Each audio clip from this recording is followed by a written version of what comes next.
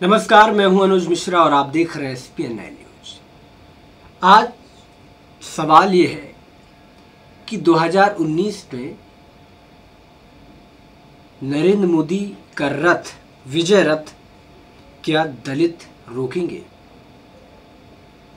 सवाल बहुत बड़ा है क्योंकि पूरा देश जानता है कि किस तरीके से 2 अप्रैल को पूरा देश दलितों की आंदोलन से सुलग रहा था।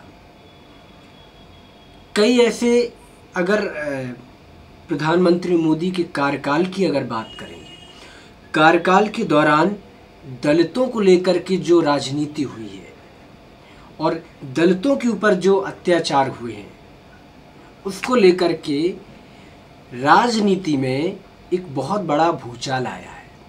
और विपक्ष का सबसे ज़्यादा अगर मुद्दा कुछ रहेगा तो यही मुद्दा रहेगा कि दलितों की अनदेखी प्रधानमंत्री मोदी की सरकार में जम करके हुई है। कई ऐसे मायने हैं, कई ऐसी चीज़ें हैं जो प्रधानमंत्री मोदी के रहते हुए कहीं ना कहीं उनको दबाया गया है, कुचला गया है। और जो पिछले दिनों जिस तरीके से सुप्रीम कोर्ट का फैसला आने के बाद जो SC और ST एक्ट में जो तरीके से बदलाव हुए, बदलाव करने की वो पेशकश हुई, उसको लेकर के पूरे हिंदुस्तान के अंदर 2 अप्रैल को दलितों ने जमकर संघर्ष किया, जमकर के आंदोलन किया। आंदोलन में सबसे ज़्यादा वही राज्य चपेट में थे, मध्य प्रदेश और राजस्थान, जहां आने वाले समय में विधानसभा चुनाव आने वाला है। ऐसे में मायने ये निकाले जा रहे हैं कि आने वाले दिनों में 10 महीने का समय है और 10 महीने के बाद 2019 की जो बिगुल बजेगा चुनाव का, और उस चुनाव में क्या प्रधानमंत्री मोदी का रथ दलित समुदाय के लोग रोक पाएंगे? क्योंकि बहुत बड़ा मुद्दा है दलितों को लेकर के। दलित के मुद्दे ने कई ऐसे राजनीति में कई ऐसे युवाओं को भी उतार दिया है, कई ऐसे राजनेताओं ने जन्म ले लिया है दलित जैसे मुद्दों पर, कि अब 2019 में प्रधानमंत्री मोदी के लिए ये दलित जो पीड़ा है वो कहीं ना कहीं बहुत भारी पड़ने वाली है। आइए देखते हैं कि आखिर दलित पीड़ा क्या है इस रिपोर्ट के जरिए। दलितों के कार्यक्रम को लेकर पुणे में भड़की जाती हिंसा को महाराष्ट्र सुलग रहा है तो संसद तक इसकी गूंज सुनाई दे रही है। कांग्रेस ने संसद में आरोप लगाया कि जहां जहां बीजेपी की सरकारें हैं वहां दलितों का उत्पीड़न बढ़ा है। हालांकि महाराष्ट्र की घटना के लिए बीजेपी ने राहुल गांधी और कांग्रेस पर निशाना साधा, लेकिन अगर गौर करें तो देश के अलग अलग राज्यों में दलितों पर हमले की घटनाएं लगातार चर्चा में है। मोदी सरकार के सत्ता में आने के बाद देश के अलग अलग हिस्सों में दलितों पर कई ऐसे उत्पीड़नों के मामले सामने आए जिन्हें लेकर बड़े स्तर पर हंगामा हुआ। रोहित वेमुल्ला की आत्महत्या से लेकर ऊना, सहारनपुर और पुणे दलितों पर हमलों के मामलों पर विवाद हुआ, जबकि एक समय दलितों पर हो रहे हमले के चलते प्रधानमंत्री नरेंद्र मोदी को कहना पड़ा कि अगर किसी को हमला करना है तो मुझ पर करें, लेकिन दलितों पर नहीं। इसके बावजूद दलित उत्पीड़न के मामले लगातार हो रहे हैं। दलितों के उत्पीड़न के मुद्दों को लेकर कांग्रेस पार्टी सोमवार को उपवास दिवस का आयोजन कर रही थी। पार्टी अध्यक्ष राहुल गांधी और देश भर के जिला और प्रदेश मुख्यालय पर कांग्रेस कार्यकर्ता एक दिन के उपवास पर बैठे हैं। कांग्रेस का कहना है कि सांप्रदायिक सौहार्द की सुरक्षा को बढ़ावा देने के लिए वो उपवास दिवस मनाएंगे। इससे पहले राहुल गांधी ने ट्वीट कर 2 अप्रैल को होने वाले भारत बंद का समर्थन किया था। दलितों को भारतीय समाज के सबसे निचले पायदान पर रखना RSS बीजेपी के NDA में है, जो इस सोच को चुनौती देता है और उसे हिंसा में से दबाता है।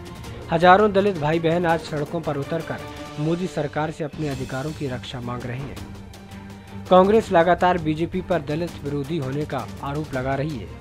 कांग्रेस नेता और उत्तराखंड के पूर्व मुख्यमंत्री हरीश रावत ने कहा कि यह कांग्रेस दलित को मुद्दा नहीं बनाती, ये देश के दलित के सामुदायिक न्याय, उसके अधिकारों और संविधान में दिए वादे की गारंटी मुद्दा है। वो कहते हैं कि जिस छुआछूत को सांसदों ने संसद के फ्लोर पर एक साथ कहा कि हम छुआछूत और असमानता को पूरी तरह खत्म कर देंगे, वो आज तक मौजूद है। छुआछूत आज भी है, आज भी लोगों को प्रताड़ित किया जाता है। तो ऐसे में ये कानून दंतहीन नहीं होना चाहिए। सबसे बड़ी बात यह है कि जो भारत का अपने दलित वर्गों से आज़ाद भारत का सामूहिक वादा है, ये उसका अपमान कर रहे हैं। कुछ लोग जाति के आधार पर देश को बांटने की कोशिश कर रहे हैं, जिसे हम बिल्कुल स्वीकार नहीं करेंगे। लग रहा है कि पार्टी दलितों के साथ है और वो इस कानून में कोई परिवर्तन नहीं होने देगी। बीजेपी अनुसूचित जाति मोर्चा के राष्ट्रीय अध्यक्ष विनोद कुमार सोनकर कहते हैं कि कांग्रेस ने हमेशा से ऐसा कोई काम अनुसूचित समाज या अनुसूचित समाज के महापुरुषों के लिए नहीं किया। वो कहते हैं कि बाबा साहेब अम्बेडकर की मौत के बाद अंतिम क्रिया के लिए उन्होंने दिल्ली में 6 गज जमीन नहीं दी और मजबूर होकर उनको अनुयायियों को उन्हें मुंबई ले जाना पड़ा था। आज वे लोग भी बाबा साहेब के नाम पर लोगों को गुमराह करने का काम कर रही है। वो कहते हैं कि जब तक केंद्र में बीजेपी की सरकार है तब तक अनुसूचित समाज का ना तो कभी नुकसान हुआ है न कभी होगा। 2 दिन पहले यानी 6 अप्रैल को बीजेपी के राष्ट्रीय अध्यक्ष अमित शाह ने बीजेपी के 38वें स्थापना दिवस के मौके पर कांग्रेस को चुनौती दी थी। उन्होंने यह भी कहा था कि उनकी पार्टी कभी दलितों के खिलाफ कोई काम नहीं करेगी। उनका कहना था कि बीजेपी कभी आरक्षण को हटाने वाली नहीं है और अगर कांग्रेस कभी इसे हटाने की कोशिश करेगी तो बीजेपी उसे ऐसा करना नहीं देगी। वरिष्ठ पत्रकार उमलेश पटेल कहते हैं कि राजनीति में अब निरंतरता दिख रही है, लेकिन पहले भी दलितों पर अत्याचार होते हैं। 2007 से 2017 के सरकारी आंकड़े बताते हैं कि भारत में दलितों पर अत्याचारों उनके दमन में बड़ा इजाफा हुआ है। इसे देखें तो मेरा मानना है कि इसे देखते हुए जितना विरोध या जिस तरह का प्रतिरोध होना चाहिए ये उतना ही नहीं। कोई और गणतांत्रिक देश होता और किसी समाज का इस तरह दमन और पीड़न हो तो आवाज़ें और तेज होती, लेकिन हमारे यहाँ ऐसी आवाज़ें नहीं उठती, तो उनको दबाने के लिए निहित स्वार्थ वाले एक साथ आ जाते हैं। दलित कांग्रेस का पारंपरिक वोट रहा है, फिर वो कुछ इलाकों में बिखर गया, दूसरे दलों के पास गया। दलितों के मुद्दों पर जिन पार्टियों को काम करना चाहिए उन्होंने वो नहीं किया। अगर उन्होंने असमानता खत्म करने के लिए काम किया होता तो आज ये हालात पैदा नहीं होते। आपको मैं बता दूं कि दलितों को लेकर के अगर हिंदुस्तान के अंदर कई ऐसे मुद्दे या कि यूँ कहें कि कई ऐसी घटनाएं हुई हैं, उन पर एक बार हम नज़र डालते हैं।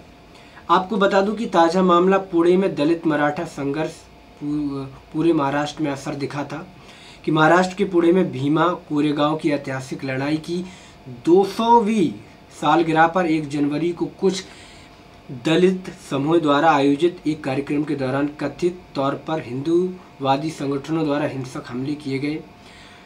कार्यक्रम और आए दलितों की गाड़ियां जला दी गईं और उन्हें मारा गया, पीटा गया और इस हमले में एक की मौत भी हो गई थी। आए दिन अभी पिछले दिनों जिस तरीके से कोरेगांव में पूरे महाराष्ट्र में एक हिंसक रूप लिया था, और उसमें क्योंकि ये चीज़ें आप नज़रअंदाज नहीं कर सकते कि ये नहीं हुई थी, ये देशव्यापी तरीके से हुई थी।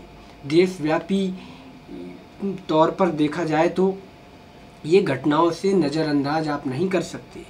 दूसरी घटना आपको बता दूं कि जब ऊना में दलितों को पीटने की घटना आई थी सामने, तब क्या हुआ था। मोदी के गृह राज्य गुजरात से ही थी ये घटना। ऊना की घटना देश को शर्मसार कर दिया था। आपको मैं बताऊं कि 11 जुलाई 2016 को गुजरात के ऊना में कुछ दलितों को मृत गाय की चमड़ी निकालने की वजह से गौरक्षक समिति का सदस्य बताने वाले लोगों ने सड़क पर बुरी तरह उन युवकों को पीटा था। दलितों की पिटाई का वीडियो भी जारी किया गया था। ऊना की घटना के बाद प्रदेश के दलित समाज के युवा सड़क पर उतरे थे और मरी हुई गायों को उठाने से मना भी कर दिया था। ऊना की घटना को लेकर दलित नेता जिग्नेश मेवानी ने आंदोलन भी किया और उन्हें दलितों के साथ मुस्लिमों का भी सहयोग मिला था, और उसी घटना से जिग्नेश मेवानी जैसे लोगों का नेता का जन्म भी हुआ था। इस घटना की आवाज़ संसद में गूंजी तो मोदी सरकार बैकफुट पर भी नजर आई थी और गुजरात में जिग्नेश मेवानी ने बीजेपी के खिलाफ प्रचार किया, चुनाव लड़ा और जीतकर विधानसभा भी पहुंच गए। एक जो प्रधानमंत्री मोदी के गढ़ में ही ये घटना हुई थी। और फिर जो तीसरी घटना मैं आपको बता दूं कि सहारनपुर में राजपूत दलित संघर्ष हुआ था। उत्तर प्रदेश की सत्ता पर योगी आदित्यनाथ की विराजमान होने के 1 महीने बाद ही सहारनपुर के सब्बीरपुर में राजपूत दलितों के बीच खूनी संघर्ष हुआ। पहले 14 अप्रैल अम्बेडकर जयंती के दौरान सहारनपुर की सड़क दुधली गांव और शोभा यात्रा निकालने के दौरान 2 गुटों में संघर्ष हुआ था। फिर जो एक घटना थी कि रोहित वेमुला की आत्महत्या के मामले पर जो देश में जो घटना हुई थी, उसमें राजनीति में कितनी भूचाल आ गया था, यहाँ तक कि स्मृति ईरानी ने अपना पद भी छोड़ना पड़ा था इसके आने के बाद, क्योंकि मंत्रिमंडल विस्तार हुआ। उसके बाद उन्हें कहीं ना कहीं इसी बहाने उनकी जो मिनिस्ट्री है वो चेंज कर दी गई थी। हैदराबाद में विश्वविद्यालय में पीएचडी कर रहे दलित छात्र रोहित वेमुला ने 17 जनवरी 2016 को आत्महत्या कर ली थी, और उससे जोड़ा गया था कि कहीं ना कहीं विश्वविद्यालय कार्यकारी परिषद ने, या यूँ कहें कि उसको दलित होने के लिए, वो दलित था इसलिए उसको प्रताड़ित किया जा रहा था। ये सारी घटनाएं सामने आई थी। और हरियाणा में दलितों के घर में आग लगाई गई थी। हरियाणा दलित उत्पीड़न के मामले में काफ़ी आगे है। और फरीदाबाद में सुनपेड़ गांव में एक दलित परिवार को जिंदा जला दिया गया था। इस घटना में 2 बच्चे की मौत हो गई थी और कई लोग गंभीर रूप से जख्मी हो गए थे। और अभी पिछले दिनों कहीं एक दलित जब अपने घोड़े से बारात लेके जा रहा था, तो कुछ लोगों ने, यानी कि जो दलित विरोधी लोग हैं, उन्होंने उसको पीट दिया था। तो कहीं ना कहीं देश में ये सारी घटनाएं चल रही हैं, और इन्हीं सारे मुद्दों को लेकर के प्रधानमंत्री मोदी को 2019 में कहीं ना कहीं दलित विरोधी जो खामियाजा भुगतना पड़ सकता है। हो सकता है कि विजय रथ मोदी का रुक जाए 2019 में दलितों को लेकर के। हालांकि मायावती भी कहीं ना कहीं इस मुद्दे को बहुत अच्छी तरीके से भुनाने की कोशिश करेंगे। आज के लिए इतना ही। कल फिर मुलाकात होगी किसी नए मुद्दे के साथ। तब तक के लिए नमस्कार।